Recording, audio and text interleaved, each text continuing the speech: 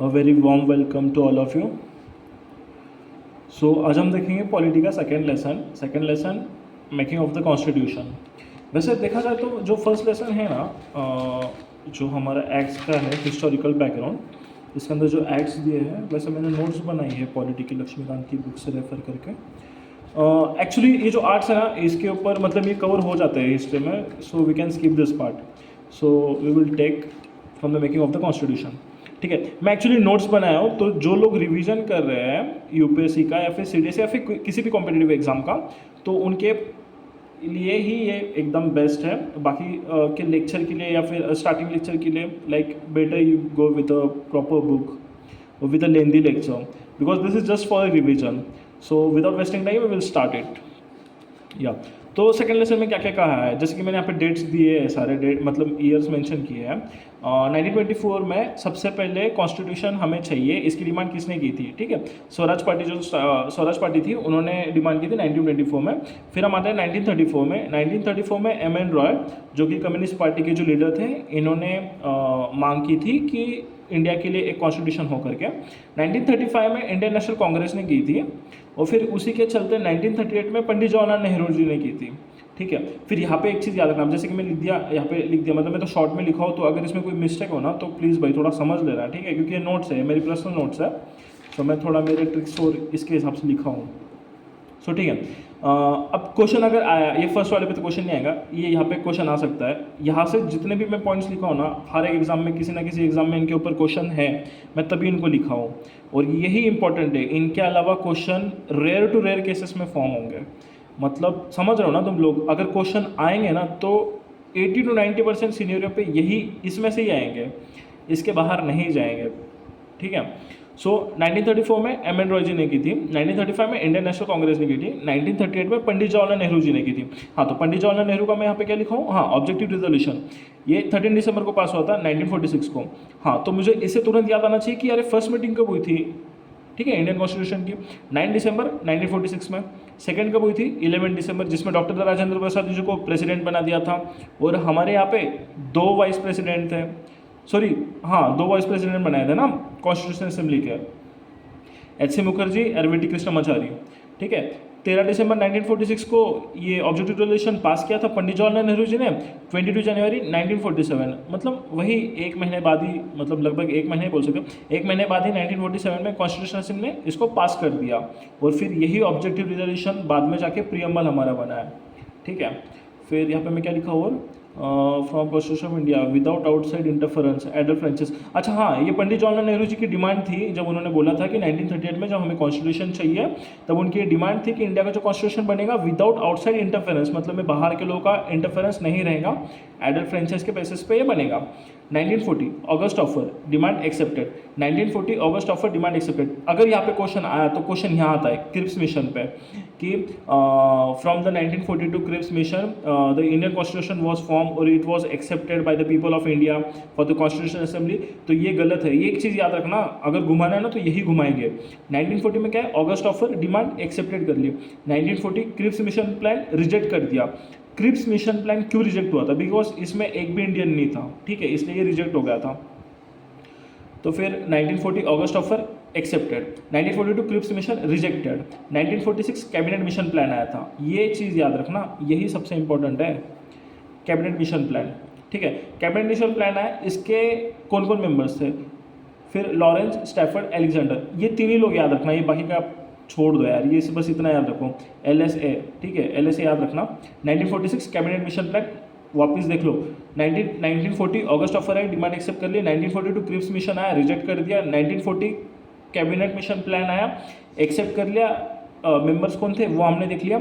1946 के चलते फिर कॉन्स्टिट्यूशन असेंबली नवंबर 1946 में फॉर्म हो गई, बट ये फॉर्म होने से पहले अब तो इलेक्शन कराने पड़ेंगे ना, फिर इलेक्शन के लिए सीट्स वो सब हो गए। इलेक्शन के लिए यहाँ पे क्वेश्चन बनता है 389, पूछ लेंगे कि 3 मतलब इलेक्शन के कितने थे, तो ये पूछा तो पूछेंगे, बट ये यहाँ पे कंफर्म क्वेश्चन रहेगा।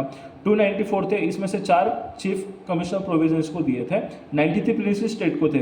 93 प्रिंसली स्टेट मतलब वो जो कि राजा रजवाड़ों के अंदर थी। ये 93 वाले जो थे ना, ये कभी कॉन्स्टिट्यूशनल असेंबली के अंदर आए ही नहीं थे, स्टार्टिंग फेज में नहीं आए थे, बाद में वो आए थे 1947 1940 हाँ 1947-45 के आसपास वो आ गए थे। और हाँ 1 seat for every million population, ठीक है, 1 सीट मिलियन पॉपुलेशन के लिए दिया हुआ था।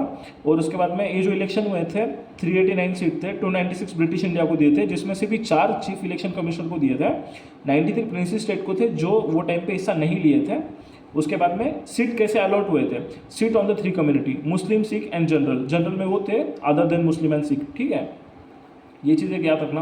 अच्छा, तो ये सब बना दिए, सीट सबको दे दिए, किस बेसिस पे होंगे ये बोल दिया, सिंगल ट्रांसफरेबल वोट होगा ये भी है, ठीक है। फिर वोट कैसे होंगे, प्रोपोर्शनल रिप्रेजेंटेशन मतलब सिंगल ट्रांसफरेबल वोट, ठीक है, सिंगल ट्रांसफरेबल वोट से ही वोटिंग होंगी। फिर उसके बाद में नीचे है चेंजेस आफ्टर, अच्छा चलो इसके बाद में नीचे में लिया हूँ, सो जस्ट अ सेकंड, हाँ तो देखो इसके बाद सीधा हम नीचे आते हैं कि जुलाई अगस्त में इलेक्शन हुए, जुलाई अगस्त 1946। ये देखो कब आया था 1946, कैबिनेट मिशन प्लान एक्सेप्ट कर लिया, चलो भाई ये एक्सेप्ट कर लिया, तुरंत जुलाई अगस्त में 1946 में इलेक्शन ले लिए, इलेक्शन ले लिए, 208 विन इंडियन नेशनल कांग्रेस ने किया। वन साइड गवर्नमेंट थी भाई, 208 है ना, हिंदू तुरंत, क्योंकि इंडियन नेशनल कांग्रेस को ऐसा माना जाता था कि ये वन साइड बस हिंदू के लिए है, इसके रिगार्डिंग आगे जाके बोला गया भी है और इसको अपोज भी किया है बहुत लोगों ने। तो चलो हाँ ठीक है, वो हमारा पॉइंट नहीं, वो आगे का पॉइंट है। जुलाई अगस्त 1946 में इलेक्शन हुए, 208 इंडियन नेशनल कांग्रेस हुए, 73 मुस्लिम्स गए और बाकी के जो अदर्स थे वो अदर्स में आ गए, ठीक है। फिर इलेक्शंस हो गए, सब हो गया, फिर अभी मीटिंग, तो फर्स्ट मीटिंग कब हुई 9 दिसंबर 1946, ये चीज़ याद रखना भाई, 9 दिसंबर 1946। फर्स्ट प्रेसिडेंट कौन थे ये मेरे को आप कमेंट में बताना इसका आंसर, ठीक है। फर्स्ट प्रेसिडेंट उन्हें बनाया गया था जो कि ओल्ड मेंबर थे, मतलब उनकी उम्र ज़्यादा थी इसलिए उनको मेंबर मतलब उनको प्रेसिडेंट बनाया था फर्स्ट मीटिंग के लिए, ठीक है।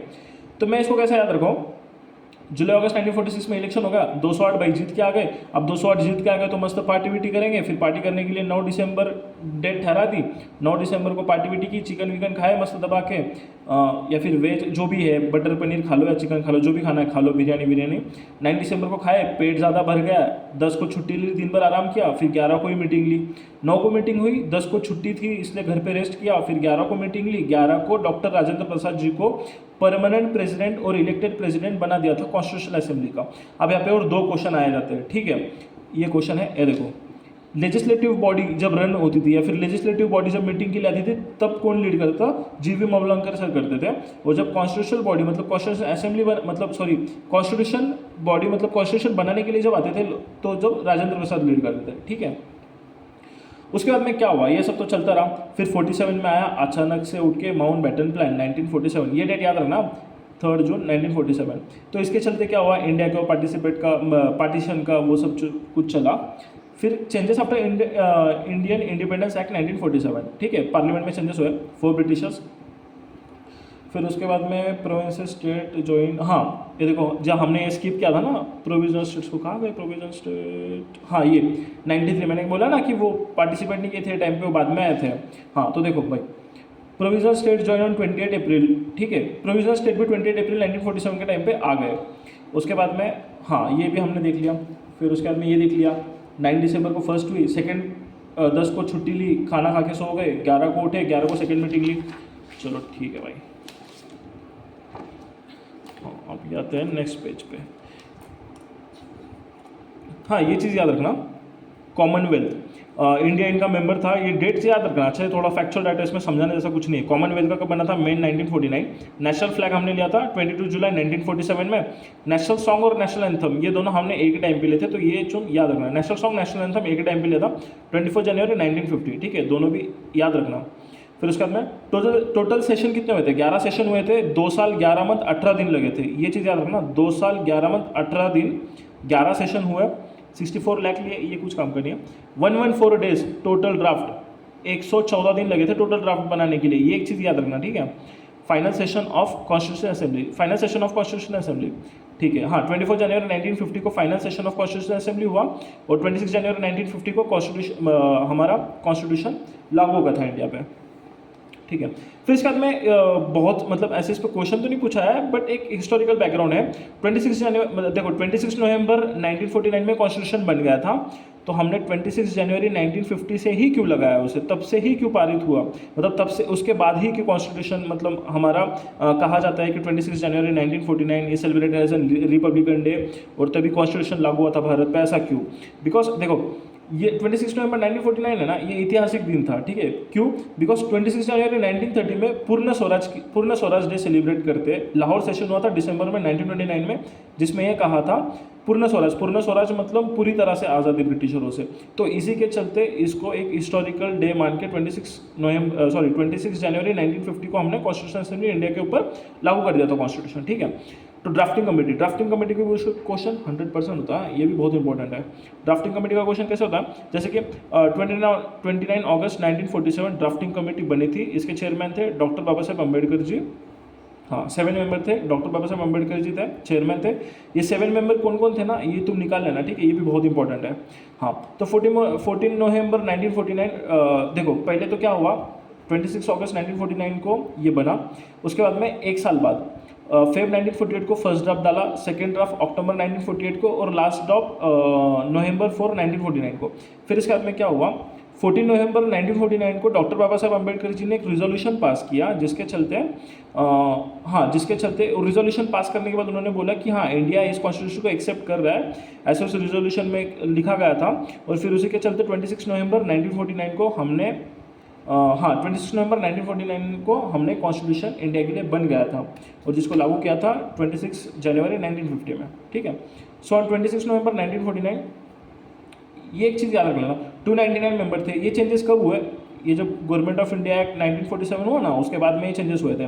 पहले कितने थे, 389 थे, जिसमें से 296 ब्रिटिश प्रोविंसेस के लिए थे, 4 चीफ कमिश्नर के लिए थे, ठीक है। तो 299 में से 284 लोगों ने ही इसके ऊपर साइन किया था, एक चीज़ याद रख लेना, ठीक है। 299 मेंबर थे, ये इतने कम कैसे हुए, government of India independence act 1947 के तहत ये इसमें चेंजेस आए थे। फिर उसके बाद में माउंटबेटन प्लान में इसके अंदर चेंजेस आए थे, 284 हो गए, 284 लोगों ने इसके ऊपर साइन किया। हाँ कंटेंट प्रीएम्बल विथ 395 आर्टिकल्स, ये एक चीज़ रखना, 395 आर्टिकल्स थे जब 26 नवंबर 1949 को ये हुआ था। 395 articles, 8 schedule, major part come to force on 26 January 1950, ये एक चीज़ याद रख लेना। मेजर पार्ट मतलब बड़ा वाला पार्ट, जो ज़्यादा वाला पार्ट था वो 26 जनवरी 1950 को आया है, बिकॉज 26 जनवरी 1930 पूर्ण स्वराज, ये तो हम देख लिए, ठीक है। ये एक चीज़ याद रख लेना, बस इसकी डेट याद रख लेना। एक्सपर्ट कमेटी ऑन कांग्रेस 8 जुलाई 1946, ठीक है, एक्सपर्ट कमेटी ऑन कांग्रेस 8 जुलाई 1946। अब कुछ फैक्ट्स दिए हैं, जैसे कि एलिफेंट क्या था, ड्राफ्टिंग कमेटी का जो ड्राफ्ट बन रहा था उसका लोगो था elephant. BN Rao constitutional assembly के एडवाइज़र थे। HVR Ayyangar secretary of constitutional assembly. फिर उसके बाद में SN Mukherjee chief draftman of constitutional assembly, एक चीज़ याद रखना, SN Mukherjee chief draftman of constitution assembly, ये हमसे पढ़ने में छूट जाता है बहुत बारी, ये और ये तो सबको पता ही है, बट ये HVR Ayyangar secretary of constitution assembly, SN Mukherjee chief draftman of constitution assembly, ठीक है। अब ये हो गया, अब इसके बाद क्या है नीचे, हाँ 11वें राष्ट्रपति इन्होंने क्या बोला था, वन पार्ट बॉडी, मैं बोला था ना कि कॉन्स्टिट्यूशन असेंबली, देखो यहाँ पे हम लोग पढ़े थे 108 विन हुए थे, इंडियन नेशनल कांग्रेस 208 सीट मिले थे। तो इनका बोलना था ऑस्टिन जी का कि वन पार्ट बॉडी थी, मतलब उसके अंदर हिंदू ही भरे हुए थे, ऐसे इनका मानना था वो टाइम पे, ठीक है। 26 नवंबर एज कॉन्स्टिट्यूशनल डे, हाँ 26 नवंबर को हम कॉन्स्टिट्यूशनल डे मनाएंगे, ऐसा कब से ये लागू हुआ, तो 19 नवंबर 2015 में ये टाइम पे आई गेस नरेंद्र मोदी जी की गवर्नमेंट थी, तो उन्होंने ऐसा कहा कि 26 नवंबर को अब हम संविधान डे बनाकर ही मतलब सेलिब्रेट करेंगे, ठीक है। यहाँ पे थोड़ी सी खिचड़ी है, but still will try to do it.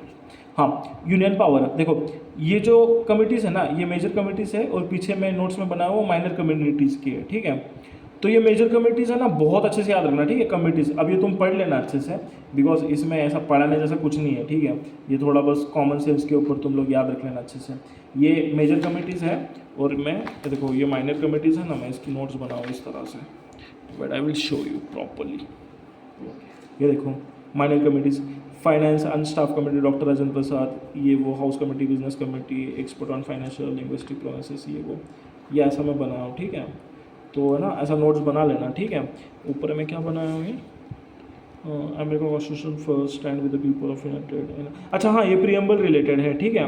Preamble related, preamble is objective, ये देखो इसमें लिखा है, हमने यहाँ पे पढ़ा था ना ये ऑब्जेक्टिव डिक्लेरेशन पंडित जवाहरलाल नेहरू जी का, ये देखो ये इसमें लिखा है, प्रीएम्बल इज ऑब्जेक्टिव डिक्लेरेशन 13 दिसंबर 1946 पंडित जवाहरलाल नेहरू जी ने पास किया था, एक्सेप्टेड 22 जनवरी 1947, ठीक है। 42 अमेंडमेंट 1946 से 3, हाँ ये तो चलो, हाँ ये प्रीएम्बल का ही पार्ट है। प्रीएम्बल अभी तक एक ही बार, ठीक है, अमेंडमेंट हुआ है, जिसके अमेंड में 3 ही वर्ड ऐड हुए हैं, SSI, ठीक है, सोशल सेक्युलर इंटीग्रिटी। चलो ये बात का अदर पार्ट इसको करेंगे हम बाद में रिवीजन अच्छे से। Hope you like the video, if you like share comment and subscribe. Thank you, जय हिंद, मिलते हैं अगले वीडियो में।